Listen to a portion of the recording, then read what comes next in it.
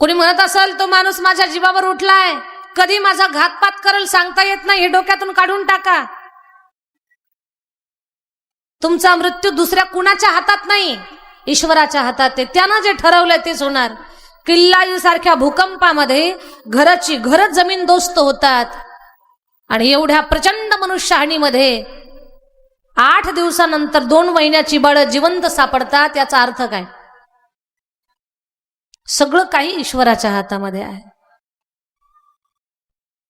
वालीसाठी सुरक्षित जागा आहे की तिथे, सुग्रीवासाठी सुरक्षित जागा आहे की तिथे वाली येऊ शकत नाही. तिथे भगवंताची भेट झाली. सुग्रीवानं सांगितलं, देवा माझा भाऊ माझ्या जीवावर उठलेला आहे. काहीच नाही त्याला गैरसमज झालेला, दुसरं काहीच कारण नाही. गैरसमज, संशय ही एवढी घातक गोष्ट आहे, कधी आपला संसार उद्ध्वस्त करल सांगता येत नाही. एक माणूस असा होता, त्याला एका पती पत्नीचा सुखाचा संसार पाहावत नव्हता. त्या परिवारावर त्याची वाईट नजर होती आणि तो मित्र बनून राहत होता त्या दोघांचा, पत्नीचा पती. ते दोघे जोडी होती ना, त्यांच्या घरी यायचा, चहा पाणी घ्यायचा, खूप कौतुक करायचा. कधी कधी घ्या, खूप गोड बोलणारी माणसं कधी कधी आपल्याला फसवत असतात. बरं, गोड बोलू द्या, पण विचार आपल्या बुद्धीनं करा. कुणी तुम्हाला एखाद्याबद्दल भडकवल, लगेच तुम्ही भडकू नका. पूर्ण चिकित्सा करा, अभ्यास करा, नंतर निर्णय घ्या. एक माणूस त्यांच्या सुखी जीवनाची जी त्यांची जगणं होतं ना, त्याच्यावर जळत होता. तो त्यांना एक दिवस सांगितलं, म्हणे मित्रा एक गोष्ट मला कळाली. तो म्हटलं काय? म्हणे तुझी बायको मागच्या जन्मात कुत्री होती. मागच्या जन्मात कुत्री? हा म्हणे, आणि तिचं तुझ्यावर वैर आहे, या जन्मात ती सूड घेणार आहे. माझं बोलणं जर तुला खोटं वाटत असेल तर रात्री फक्त झोपेचं सोंग कर, आणि तिनं जर तुझं अंग चाटलं तर 100% समजून घे ती मागच्या जन्मात कुत्री होती, आणि कुत्री सोबत संसार तुझा कधीच सुखाचा होऊ शकत नाही. असं सांगितलं त्या गृहस्थाला. आणि त्या बाईला, तो गृहस्थ दिवसभर बिचारा टेन्शन मध्येच की त्यानं सांगितलेलं खरं असेल का, काय असेल का.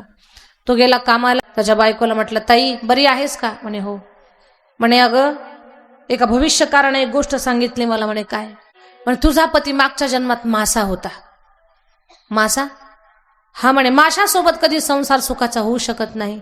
माझं जर खोटं वाटत असेल, मासा पाण्यात राहतो तो खारट असतो, जर त्याचं अंग तुला खारट लागलं तर समजतो मासा आहे म्हणून.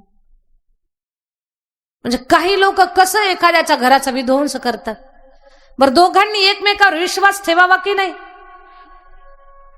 पण या दोघांच्याही मनात संशय निर्माण झाला. गैरसमज, संशय या गोष्टी संसाराला उद्ध्वस्त करत असतात. त्यानं घरी आला, तो विचारातच होता, ही टेन्शन मध्ये होती. जेवण केलं त्यानं फक्त झोपेचं सोंग केलं, आणि हिला लक्षात होतं की हे झोपलं की याचं अंग चाटायचं. आता माणसाच्या अंगाला दिवसभर कष्ट करून घाम येतो, घामामुळे अंग खारट साहजिक लागतं. पण तिनं तेवढा विचारच केला नाही. तिनं त्याचा असा हात चाटून पाहिला.